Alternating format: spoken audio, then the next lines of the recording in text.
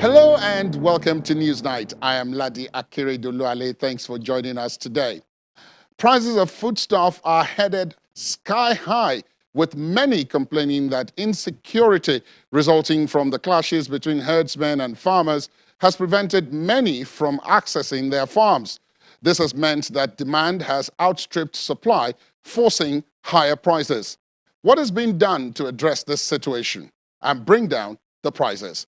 NewsNight talks to the Minister of Agriculture, Alhaji Mohammed Sabo Nanono. Honorable Minister, thank you for your time. Welcome to the program. Thank you for having me.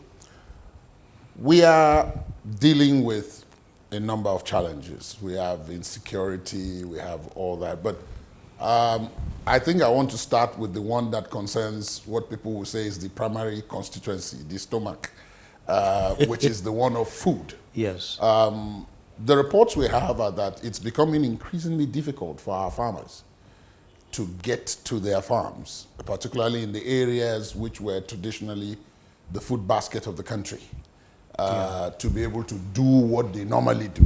And that is already having impact on prices, on the ability of people to preserve things for periods when those things are not in season and so on.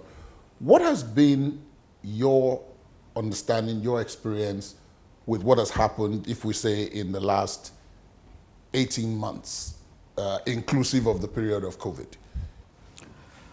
Well, I think one thing people should understand, that this period of instability, we have the banditry, we have the insurgency,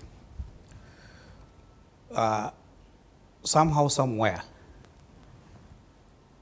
this thing suppressed all over the world, and we have to deal with it as it comes. And we should not be allowed to be intimidated by that to the extent that it will affect the agricultural sector. Certainly it does, but probably not to the level at which we are talking about. Last year there was growth in the agricultural sector in spite of all these challenges that we are talking. Agriculture grew by about 3.3%. Growth? Yes, real growth. That information is not very well known. Well, but it's just real growth, 3.3. In fact, more than any other sector except the financial services sector, you know. So that is one, in spite of the COVID also, which we face so many challenges, especially of transportation of goods from one place to another, both goods for direct consumption and the inputs. In spite of that, which later we managed to overcome, still the agriculture moved forward. I think one interesting thing that is happening, people forget that this country is large, is huge. Definitely the insurgents and the bandits have some impact in certain areas. But when you look at it globally, you realize that probably was a percentage of the effect of this on the overall agricultural production in the country. Certainly is minimal, not in the way and the manner that we are talking about. I'm not saying that there is no problem. Yes, there is. But probably the problem are more pronounced than the reluctance of the farmers to go and farm. That should be understood. And related to that, also people will start talking, okay, well, the food prices have gone up, all this kind of thing. Yes, I agree the food prices have gone up. But let me tell you what people don't understand. Prices have started coming down, but then they picked up recently. And the reason, one, transportation cost has gone up. And this affects goods for direct consumption and also inputs into the agricultural sector. Had it been that we managed to maintain our railway system in good shape, the price regime in this country would have been better, because no country as big as our own, with huge agricultural potential, will do without a good railway system. And that affects the overall cost regime across the board, not only in the agricultural sector, but also in other sectors. But let me give you an example of the agricultural sector. Today, if the railway system is perfect, prices of inputs, especially petroleum, will come down by nearly 25%. The same thing with oil products. which the agricultural sector uses also, especially in the dry season farming. It will also come down. But unfortunately, we managed to lose that important aspect that is very important to the agricultural sector. Think about over 100 years ago. The white men will see the wisdom of building railway from Lagos to Nguru. Why? Simply because of the transportation cost. Because I remember one day I was hearing one interview. One woman was going to Mina from Zaria. He went to the motor park. They say they have to charge her 14,000 naira, her and her luggage. Somebody advised her, go there, is a train there going to Mina. You know, when she went there, she paid only 4,500 against 14,500. You can see the difference. So if we are going to overcome this issue of price volatility and its effect on the consequences on ordinary man, we have to fix the railway system. It has to be done, whether it is Buhari regime or any other regime that will come in, we have to address this problem. Because once we fix that, the cost regime will fall for the better. That is one aspect. The other aspect is this. If you were recently, you can see the sudden rise in the food prices. Why is that? It's a Naira crash. Naira is now selling at over 500, dollar is selling now at over 500 Naira. SIPA, from our West African neighbor, mostly French colonists, yes, they find it now cheaper to come and buy Naira and buy our goods and ship them out. This is the main reason why currently the prices of foodstuff in Nigeria has gone up. And can you stop that under the African Trade Agreement? Or the free movement within ECOWAS? There's free movement. And that is really exactly the cause of the problem as it now. Of course, there are other factors, the cost of inputs, and people forget that the farmers that you are talking about, they also go to the same market to buy the inputs, to buy other stuff they need, clothing and other things like that. So all these factors should be taken into account. But I think if you look very carefully now, the price of rice has started coming down.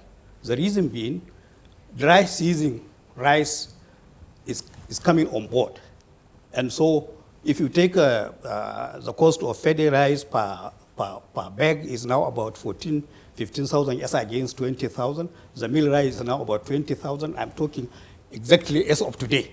The prices of this in Kano, which is a barometer for most of these agricultural commodities.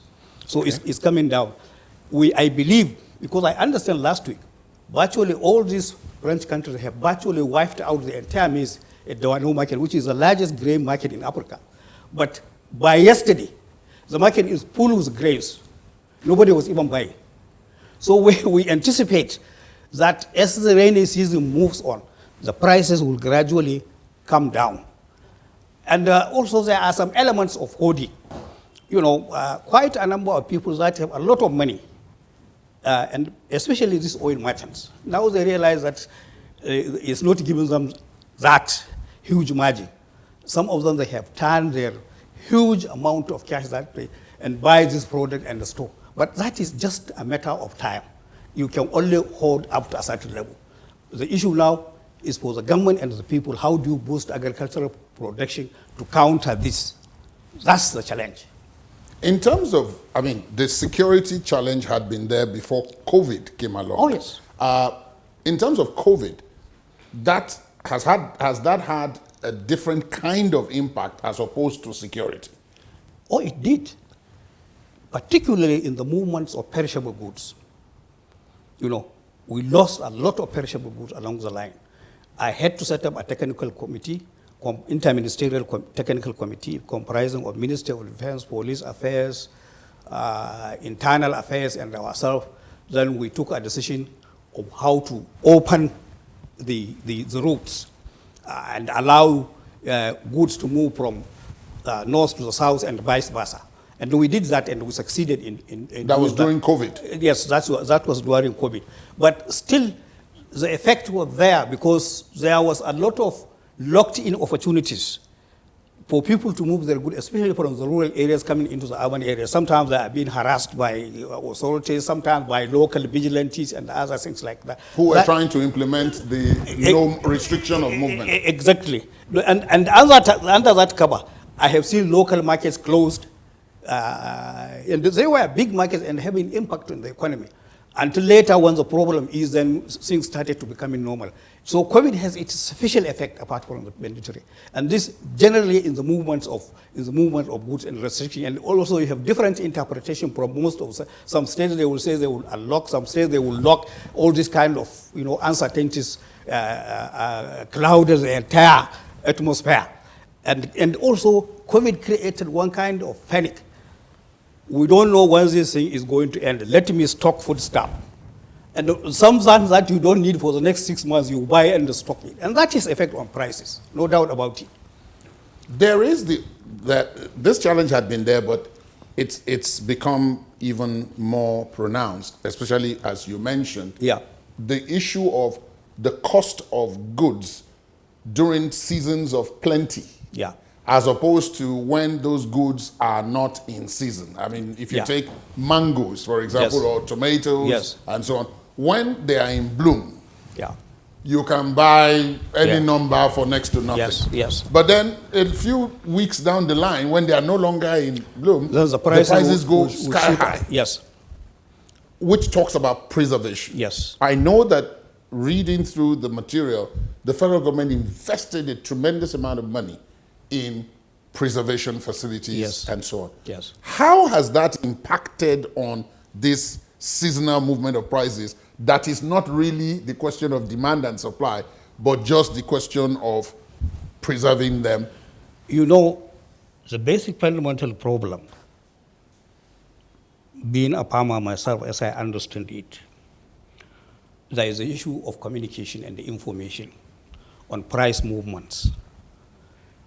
I think the situation is getting a little bit better, particularly now there is a very good communication system, the mobile and other things like that. Before people pick their tomatoes to Lagos, they will ring or Port Harcourt, they will see what's the situation there, and the prices are bad.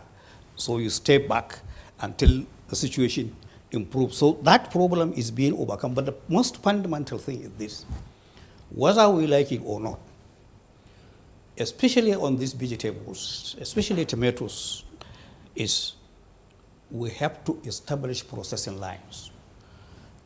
I am pleased that the private sector has taken initiative on that. Dangote has built a tomato processing plant in Kano, and there's a big one coming up in Kebbi. I think probably it will be commissioned any time from now. I think there's another one somewhere in the southwest. There are about 4 or 5 of them. That is likely to have positive impact on this kind of situation that we have. But the fundamental problem that we have, most of the Nigerian farmers do not respect contract. A manufacturer would like to enter into a long-term contract with a price level. That's right. Negotiated. So that even when the prices are low, he will still take them at the higher. But when the prices are high, the farmers regard this agreement just as nothing. They will go for the person who is prepared to pay the higher. Exactly. So there is no stability in that. So we are coming in to see how we can be able to stabilize that situation so that people respect the contract that they sign. If we do that, the problems that we are raising, believe me, it will be wiped out.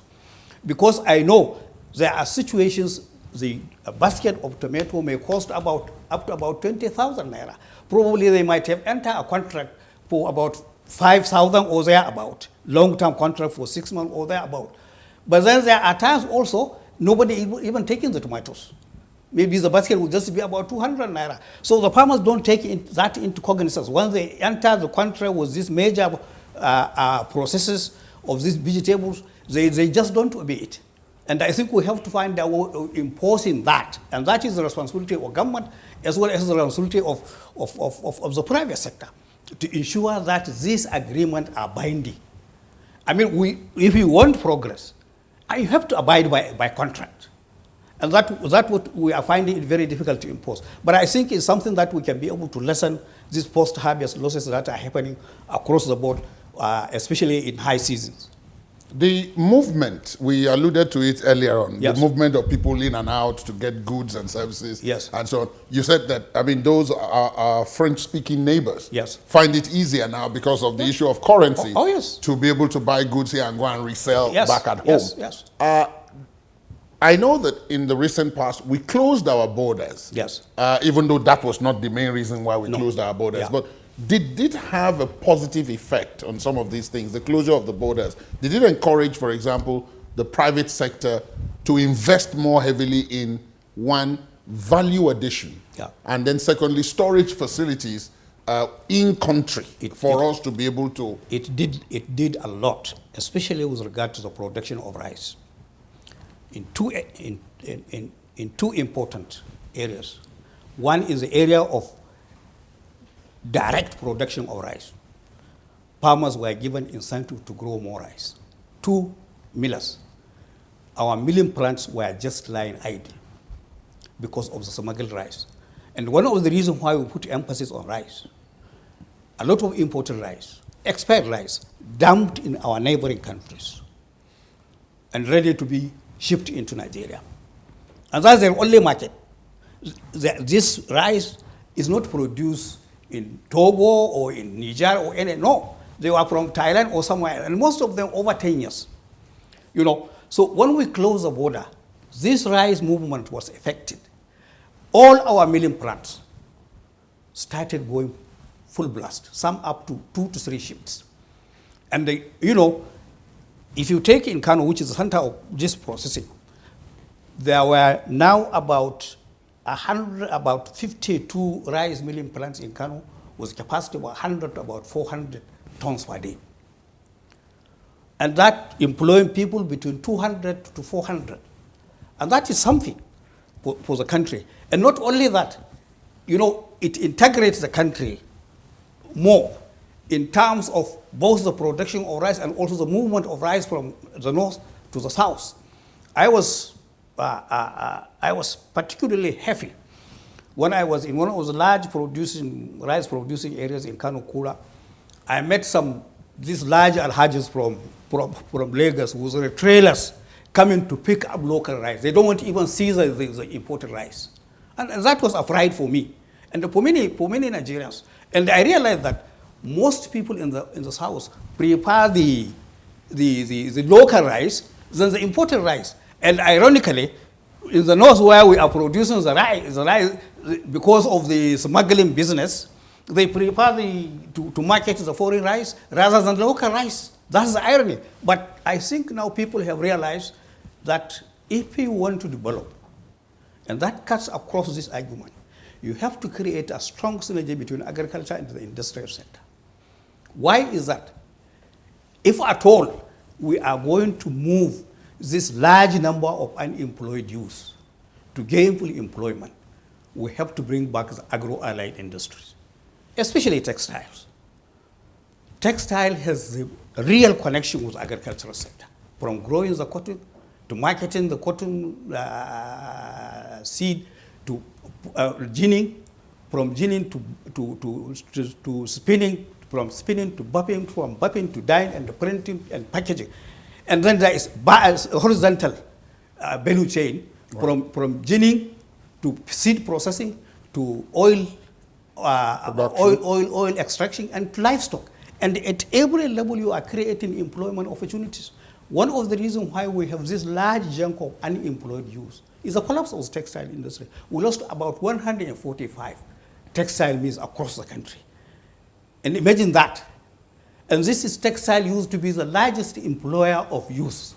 So as a matter of political will, it becomes necessary for the private sector and for the government to bring that synergy back, to save us from this issue of high level of unemployed youth. Why is that? It's for the better of this country and for the stability of this country. To tell you frankly, we can internalize. We have the largest textile needs in the world. You imagine how we dress in Nigeria. And every Nigerian woman can have 100 sets of closet of dress in her closet.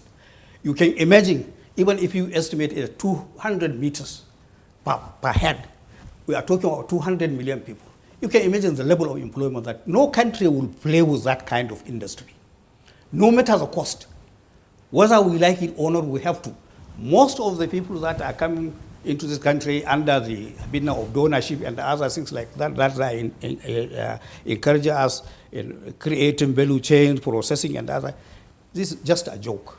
You create value chain at the macro level, where you address synergy between the agricultural sector and the industrial sector at a higher level, so that we can create avenue to employ our young people into gainful employment, so that they can educate their children, they can take care of their health, they will buy good food to eat.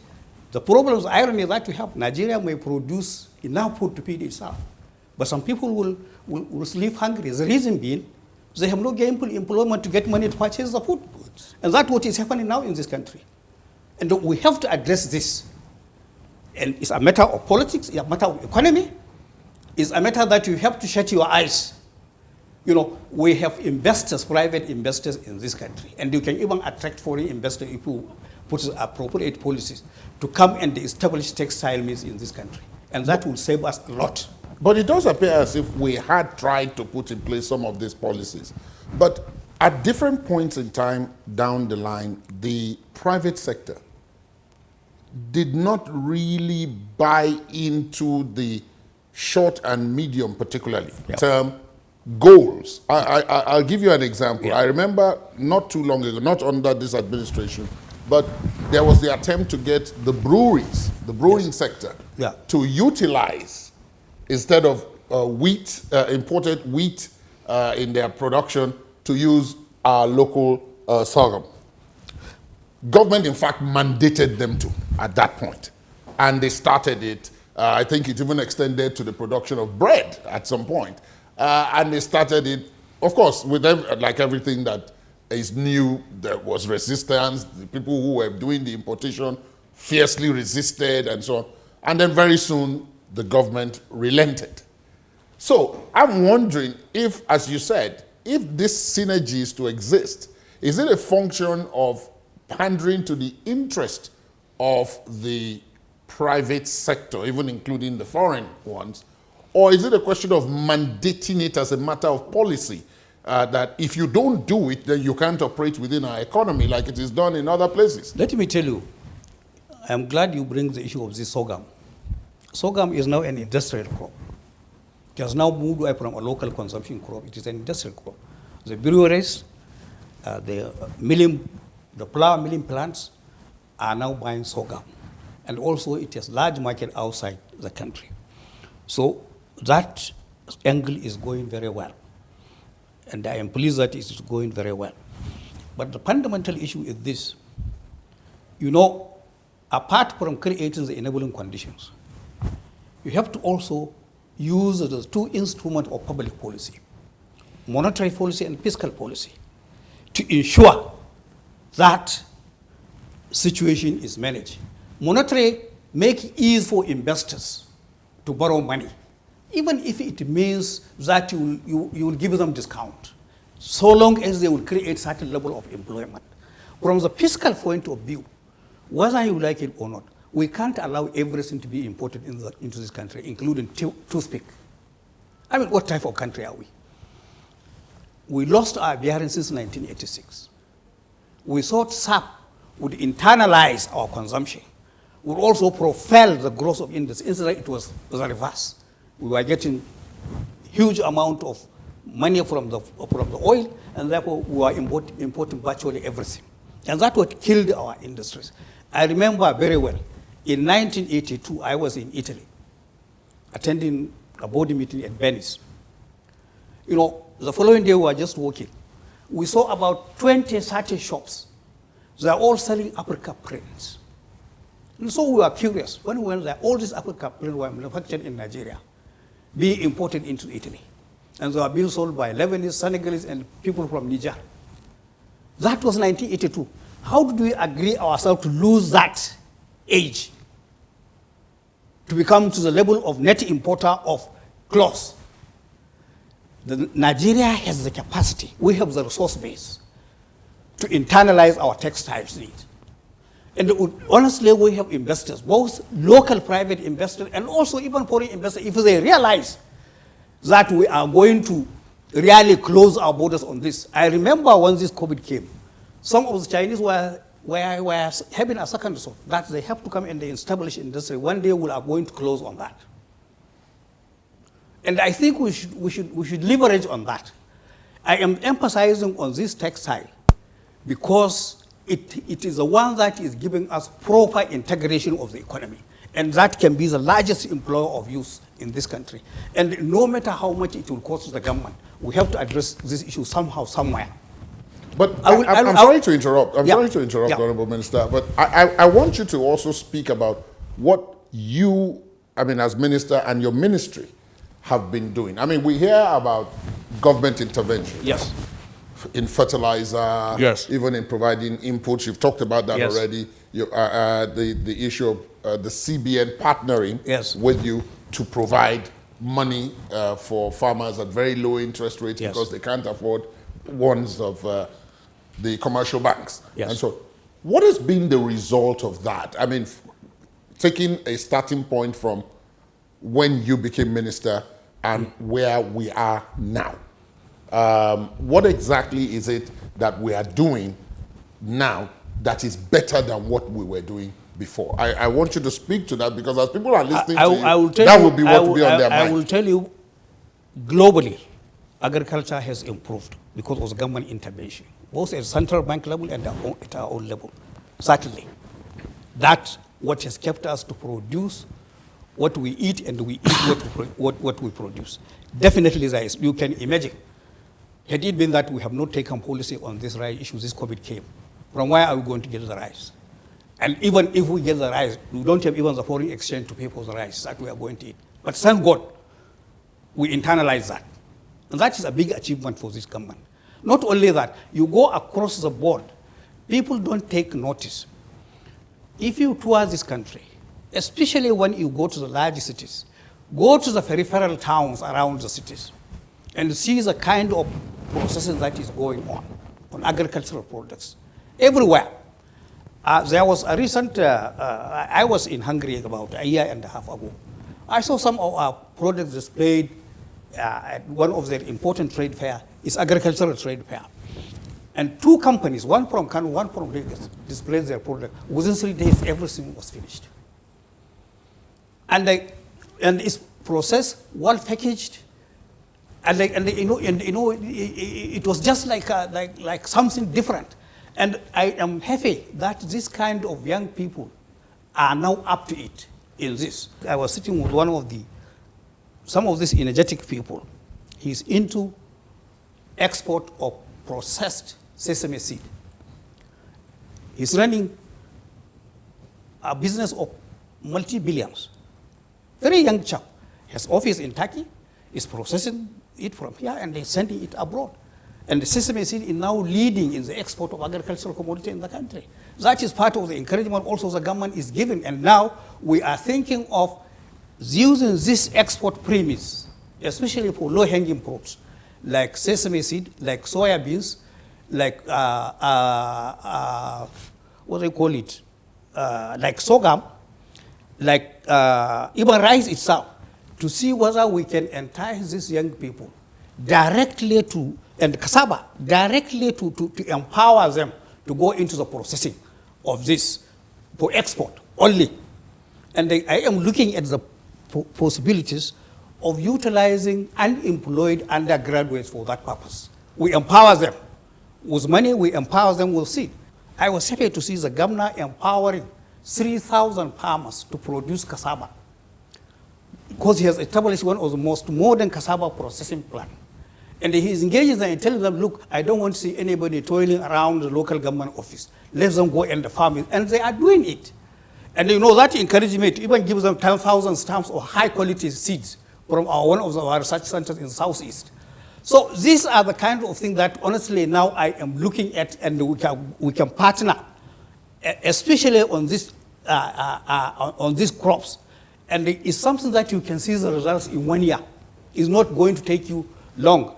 I am trying to see how we can even cooperate within universities. Most of the universities are sitting on a vast land and utilize. How can you be able to develop low-hanging crops that you can engage these undergraduate, unemployed graduates into the business of farming so that it becomes of interest to them. We develop them, we take them to certain level where they can stand on their own and also to go and have their own farms. These are the kind of things I am looking at. They can look minor, but they are very important if you really follow it up. And it may save us from these problems that we are facing now.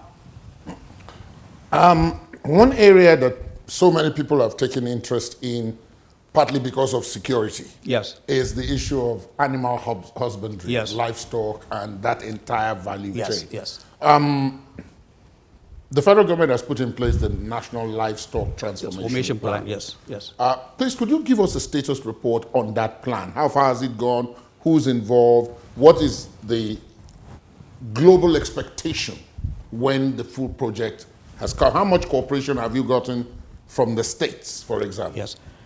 Well, let me put some foundation on this issue so that people will really appreciate this sector. This sector is a 33 trillion naira sector, and it contributes about 17% of the GDP in the agricultural sector. So it's a very important sector.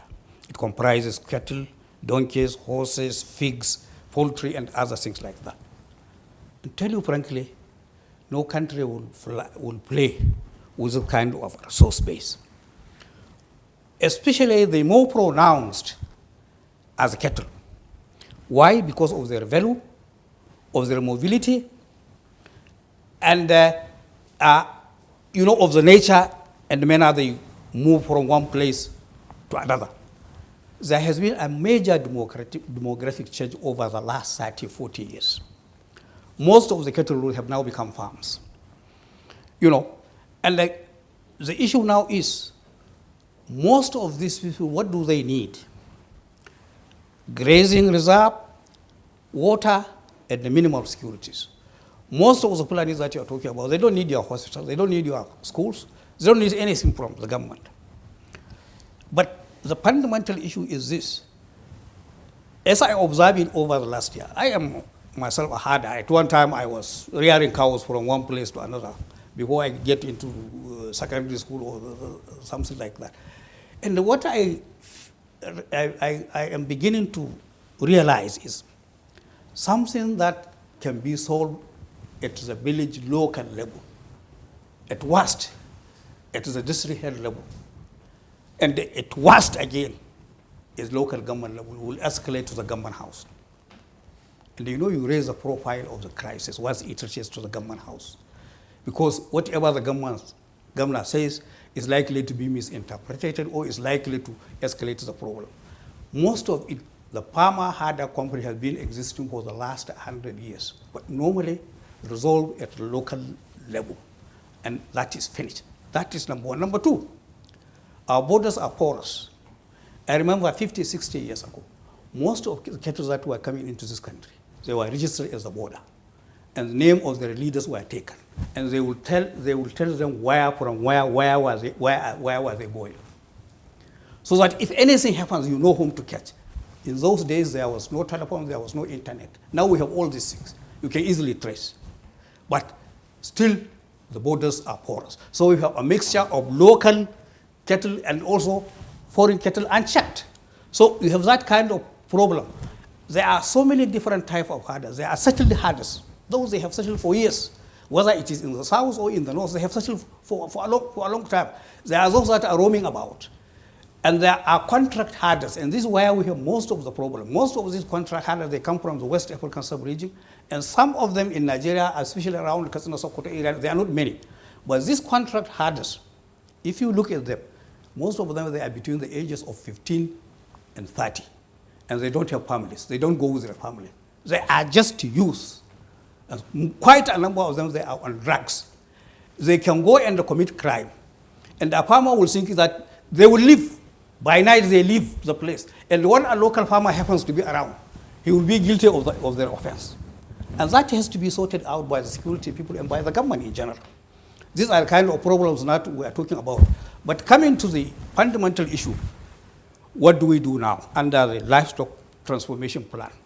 We have a plan now on the ground. We have started a micro planning at Gombe, where we have about 200,000 hectares of grazing reserve, and we are developing it.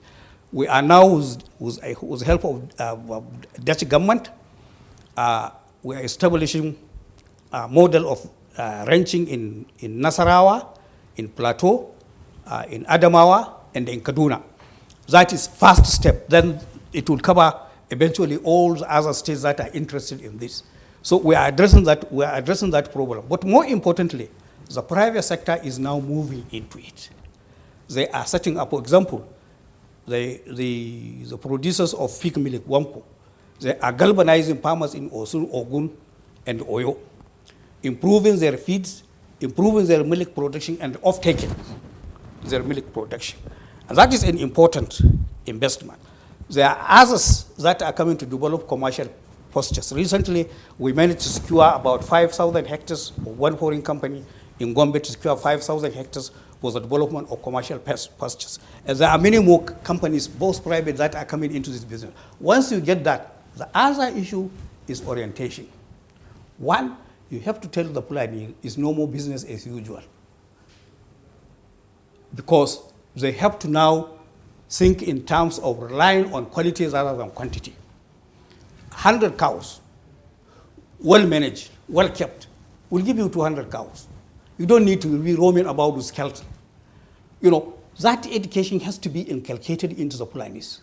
And also, you have to consolidate on the leadership of the Fulani. One of the problems that we are facing, the politicians and other people, they have fractionalized the leadership of the Fulanis. In those days, the youths have concrete leadership that when somebody else talks, they listen. Now these boys, they don't listen to anybody. And that one of the problem, it was created partly by government, partly by politicians. And that's why we are having this problem. I'm just receiving a report from one of the key people in Kaduna State in this business, and they is telling me how we are going to address this problem. We are looking at it seriously. But this is what we are looking for at this livestock transformation, and it's a very serious business. We are going into it, the private sector is going into it, and I believe we can be able to overcome. But more importantly, education is very, very important. Very, very important. I set that background because a lot of people set great store by the National Livestock Transformation Plan and its ability to solve what has in fact become a national problem. I was talking to a number of people who said the cows and all the byproducts, the beef and all that, is in the north. A large number of consumers are down in the south. If the ranches, for example, are in the north, because, as you pointed out, politics has come into it. Oh, yes. A number of the southern governors have made it clear that they are not willing to give land for ranches to the government. And that if anybody wants to buy, they should go and negotiate with the owners of the land and all that. So there's still an issue of how you get Let me tell you. the product from the north down south. Let me tell you. Without creating crisis. Let me tell you, if we put our act together, let me tell you, Niger State and Kogi State is equivalent to the total land mass in the southwest. And there are enough forest to cater for most of this livestock in the south. The issue now, we have to provide infrastructure. So I don't want any threat from that kind of situation. The reality is, if you get yourself organized, you can solve this problem without any problem. If you add up Kwara and other places like that, you don't have that kind of problem. Most of the cattle that are in the south, they are not more than 10% of the total livestock. And let me tell you one thing what people don't understand. You know, this livestock, these Fulanis, because they are the ones that are being focused mostly on cattle. Nobody cares about donkey or horses or that, because they are less valuable. If you see a small kid tending about 10 cattle, it's already a millionaire. Because every cow will cost more than 100,000. Telling me how many people in the rural areas can have 1 million capital. And that's throughout the West African sub-region. That's the reality on the ground. And what people don't even understand, these Fulanis that you see them roaming about, you think they are idiots, they are not.